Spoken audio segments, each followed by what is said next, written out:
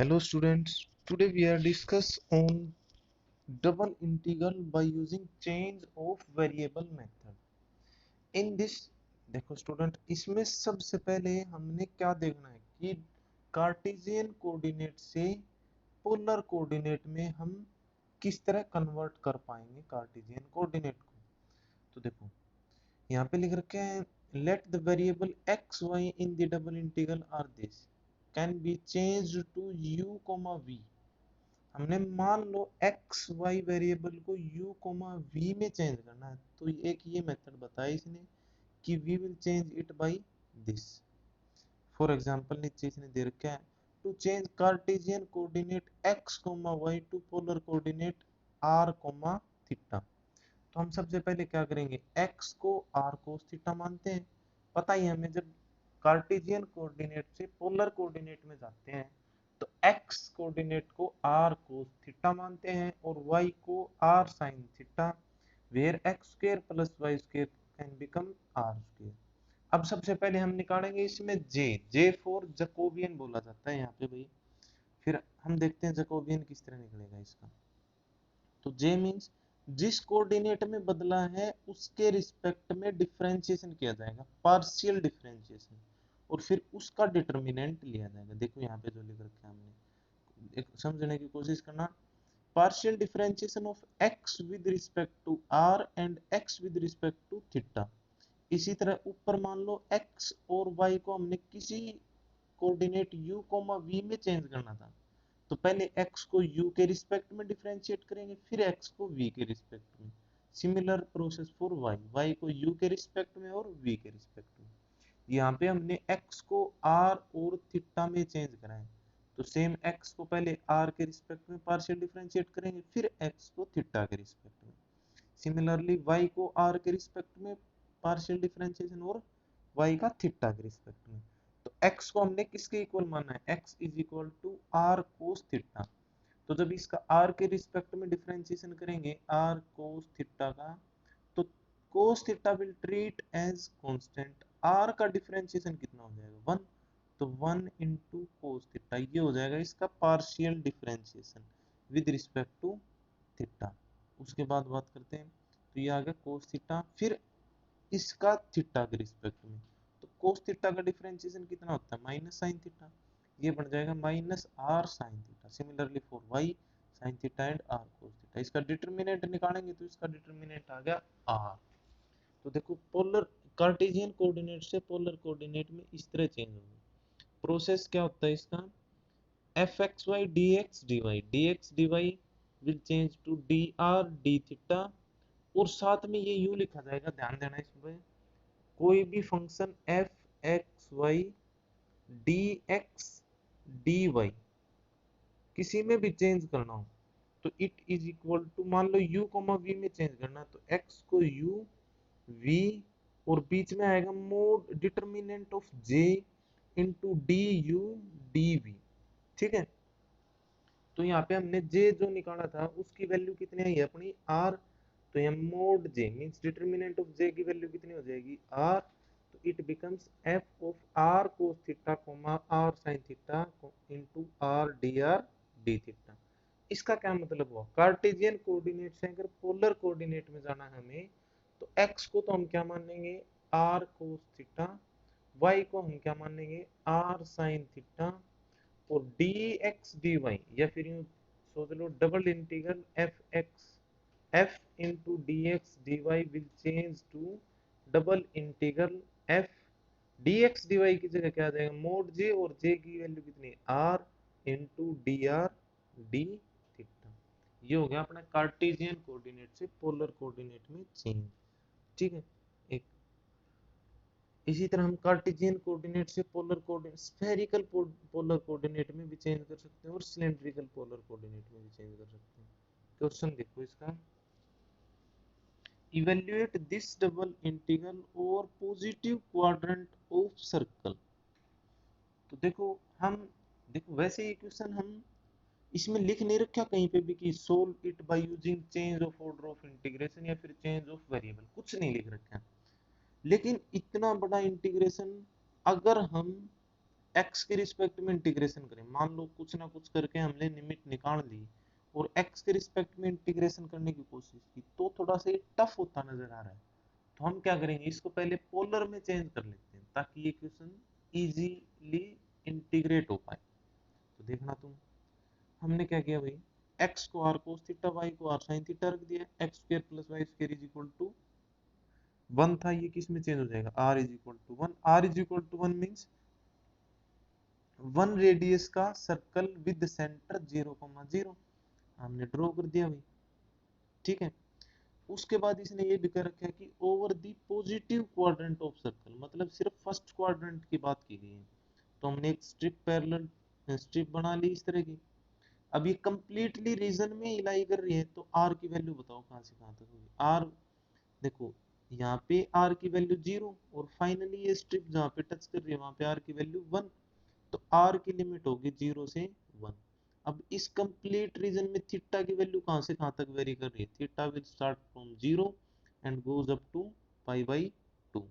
तो थीटा की लिमिट 0 से पाई बाई 2 हो जाएगी और आर की लिमिट 0 से 1, और जो ट्रांसफॉर्मेशन थी अपनी एक्स को आर कोस थीटा, वाई को आर साइन थीटा रख देंगे हम, और dx dy की जगह क्या आ जाएगा, R D R D theta. तो ये कंप्लीट इंटीग्रेशन इसमें चेंज होगा अपना, फिर इसको हम इंटीग्रेट कर लेंगे भाई, ठीक है, समझे। इंटीग्रेशन के लिए देखो r into 1 minus r square divided by root 1 minus r raise to power 4। तो इस पे हमने r को अंदर मल्टीप्लाई करके दोनों को अलग अलग लिख दिया, जैसे ये लिख रखा, और उसके बाद सिंपल इंटीग्रेशन के कंसेप्ट लग जाएंगे, ये इंटीग्रेशन आ जाएगा, ठीक है।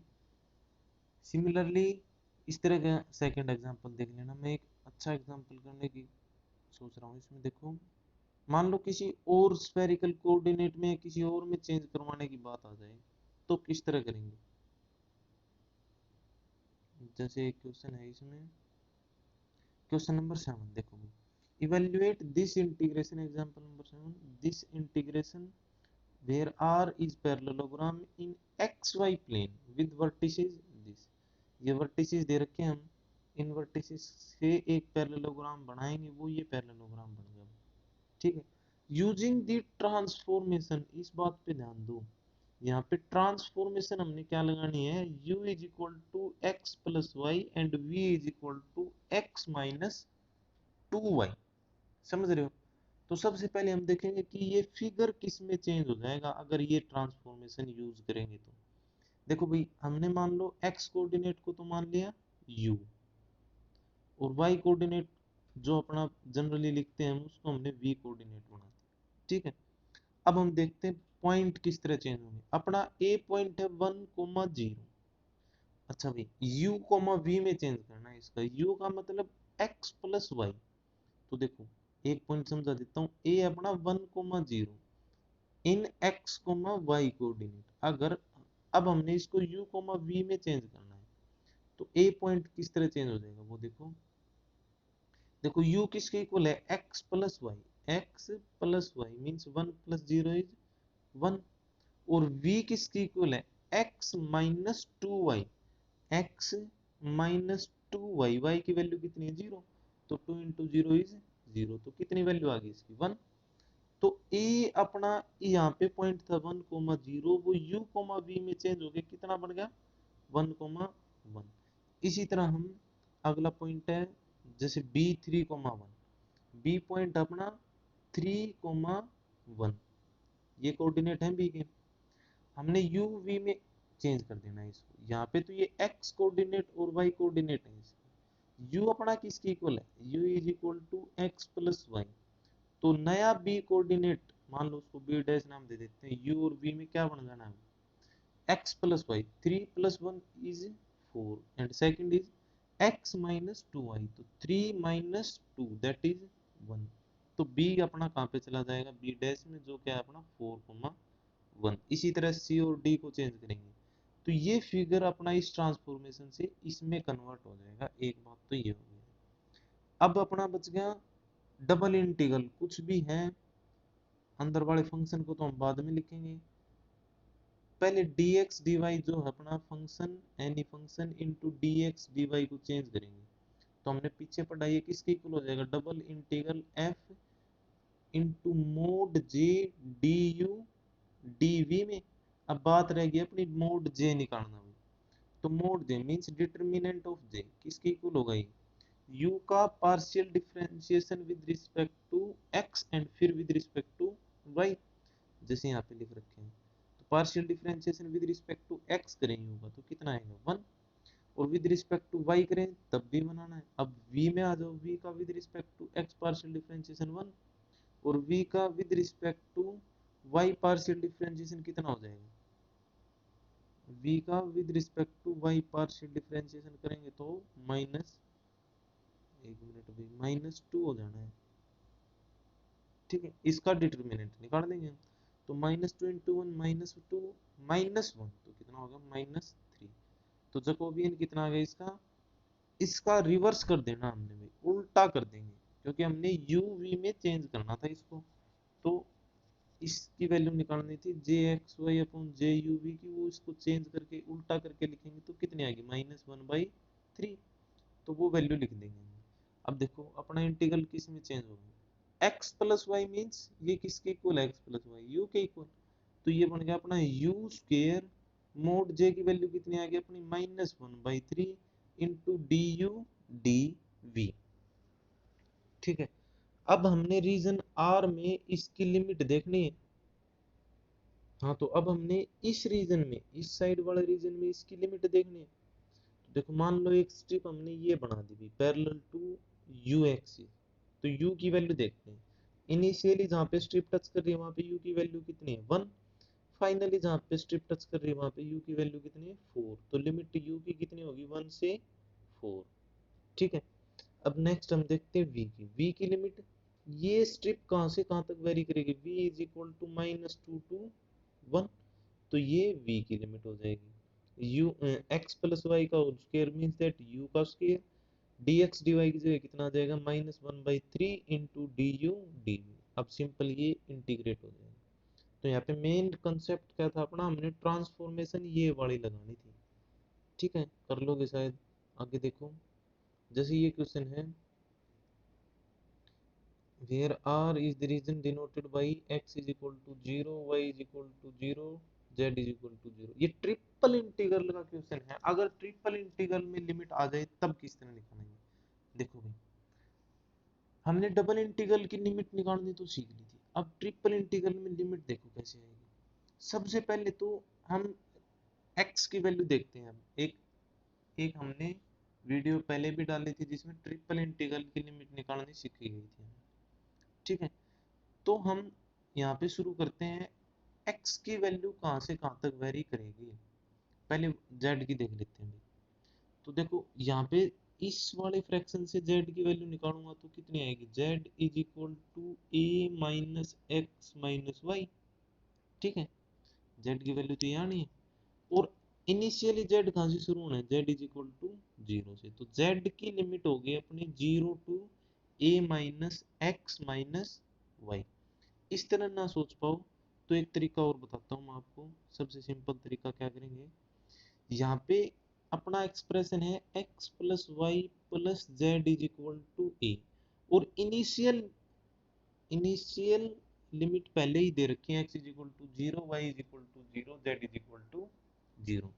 तो देखो हम पहले x से शुरू करते हैं कि x की फाइनल लिमिट क्या आएगी। तो x की जब फाइनल लिमिट निकालनी है तो y और z की जो क्वेश्चन में इनिशियल लिमिट दे रखी है, इनिशियल वैल्यू दे रखी है वो रख दो। कितनी दे रखी है 0 एंड 0। तो जब उन दोनों को 0 रखूंगा तो ये कितना बन जाएगा x plus 0 plus 0 which is equal to a। ये x की फाइनल लिमिट आ जाएगी। समझ रहे हो, x की इनिशियल लिमिट कितनी थी 0, फाइनल लिमिट x की कितनी होगी a। ये तो होगा x का सीन में। अब बात करते हैं हम y। तो एक्सप्रेशन फिर से लिख लेता हूँ, x plus Y plus Z is equal to A. अब देखो x की लिमिट हो चुकी, इनिशियल एंड फाइनल। अब y के बारे में देखना है, तो अब हम x को नहीं टच करेंगे, x की इनिशियल फाइनल कुछ नहीं रखेंगे। यहाँ पे y के बाद नेक्स्ट वैल्यू है z, z की इनिशियल लिमिट कितनी है 0, वो रख दो यहाँ पे। तो जब z की इनिशियल लिमिट रखी तो ये कुछ इस तरह का बन जाएगा x plus Y plus 0 is equal to a। तो y की वैल्यू कितनी आ गई यहाँ से a माइनस एक्स। ठीक है। y की लिमिट x की फॉर्म में आ गई और y की इनिशियल वैल्यू यहाँ पे दे ही रखी है 0, तो y की लिमिट कहां से कहां तक हो जाएगी इसमें 0 टू a माइनस एक्स। समझ रहे हो, जब x की लिमिट निकालनी थी तो x से आगे जो वेरिएबल है y एंड z दोनों की इनिशियल वैल्यू रख के x की फाइनल लिमिट निकालनी। अब y की लिमिट निकालनी है तो x को छोड़ के z की इनिशियल लिमिट रख दी और y की फाइनल लिमिट निकाल दी। ठीक है, अब बात बच गई z की भी। z की फाइनल लिमिट कैसे निकालेंगे देखो, x plus Y plus Z is equal to a, expression तो यही है अपना। अब भाई z अपना लास्ट वेरिएबल है, तो z की जो फाइनल लिमिट आनी है वो इससे पहले जो दो वेरिएबल थे x और y उनकी फॉर्म में आनी है। तो ये जो x और y है इनको हमने टच नहीं करना है, तो यहाँ इनको टच नहीं करेंगे तो सिंपली z की वैल्यू कितनी बच जाएगी, z is equal to a minus x minus y, और z की इनिशियल लिमिट 0 दे रखी है। तो हम तीनों की लिमिट निकाल पाए भी।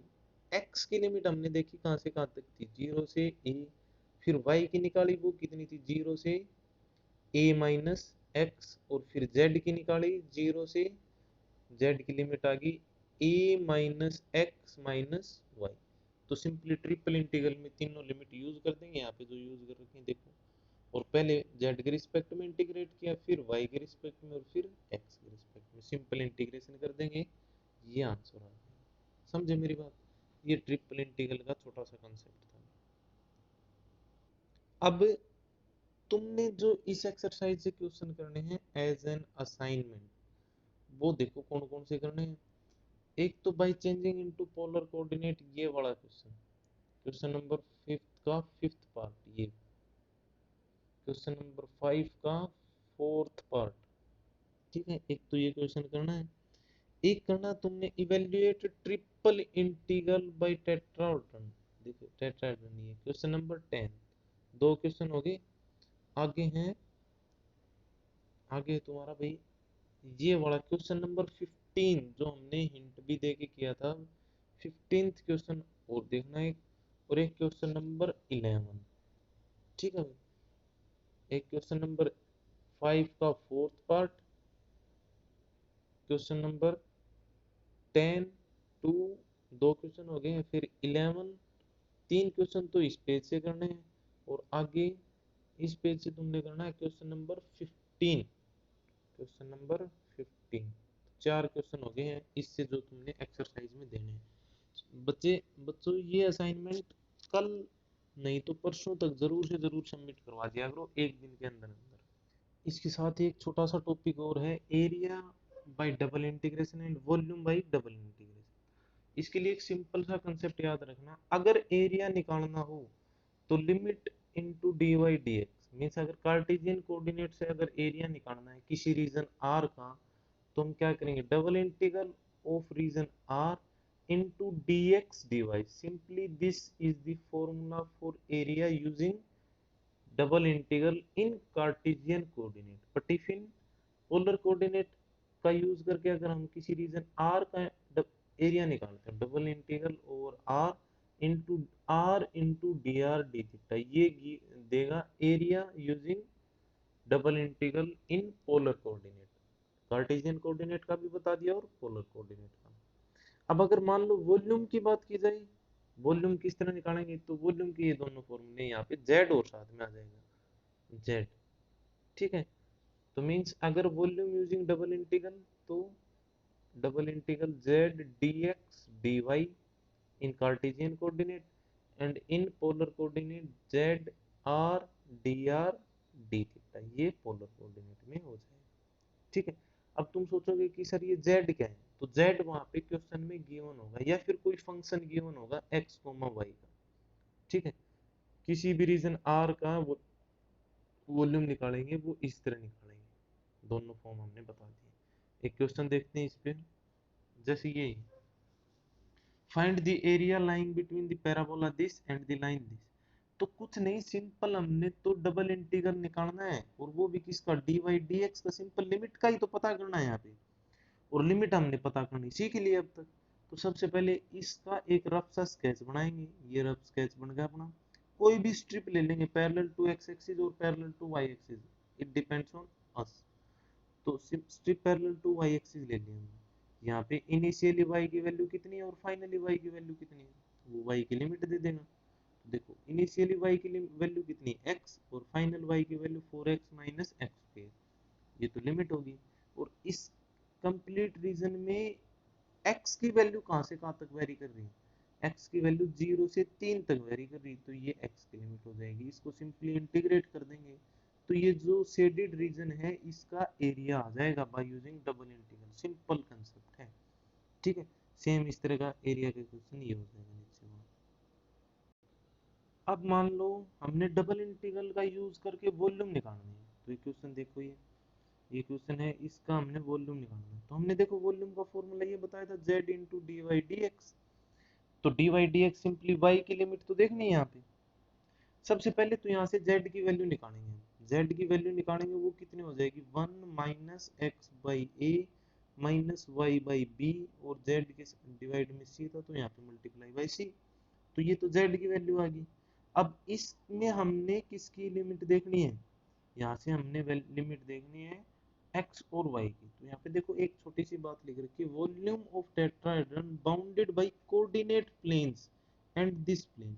तो कोऑर्डिनेट प्लेन्स में means x is equal to 0, y is equal to 0 and z is equal to 0, इन तीनों लाइन से भी वो फिगर बाउंड है। इट मींस ये उस फिगर की इनिशियल लिमिट्स हो जाएंगी, समझ रहे हो। तो z is equal to 0, triple integral का हम यूज नहीं कर रहे तो इसकी हमें जरूरत नहीं। x is equal to 0 and y is equal to 0, it means y is equal to 0 is initial limit, समझ रहे हो। तो देखो उसी कंसेप्ट से जैसे हमने पहले किया था, x is equal to 0, y is equal to 0 and z is equal to 0 are initial limits. But हम यहाँ पे ट्रिपल इंटीग्रल का यूज नहीं कर रहे, तो z इज इक्वल टू 0 की कुछ खास जरूरत नहीं है हमें। फिर भी हम देखो y की x की लिमिट देखते हैं अभी। तो ये क्या एक्सप्रेशन है अपना, x by a plus y by b plus z by c is equal to 1, ये था एक्सप्रेशन, ठीक है। हमने x की फाइनल लिमिट देखनी है, तो देखो x की फाइनल लिमिट देखनी है तो भाई y और z की हम इनिशियल लिमिट रख देंगे इस एक्सप्रेशन में। तो y की इनिशियल लिमिट 0, z की इनिशियल लिमिट 0, वो यहाँ पे रखेंगे तो क्या बन जाएगा, ये x by a is equal to 1 which means x is equal to a, समझ रहे हो। तो x की फाइनल लिमिट कितनी आ गई अपनी a, इनिशियल लिमिट कितनी आ गई x की 0, समझ रहे हो ना। तो x की लिमिट अपनी आ गई x will varying from 0 to a, x की लिमिट आ गई ना अपनी। अब हम बात करते हैं y की लिमिट में, ठीक है।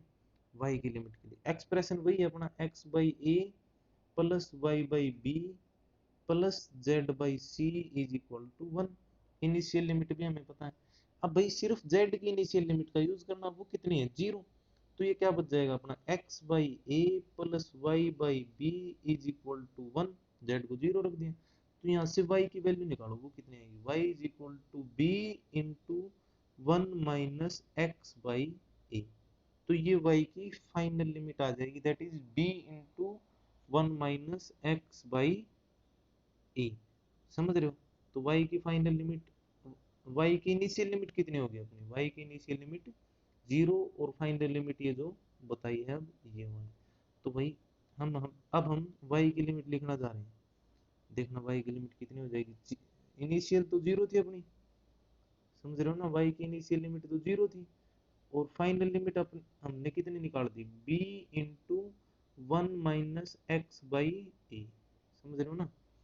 तो y की initial limit, final limit, x की initial limit, final limit, triple integral का यूज करना ही नहीं तो हम z की लिमिट देखेंगे ही नहीं।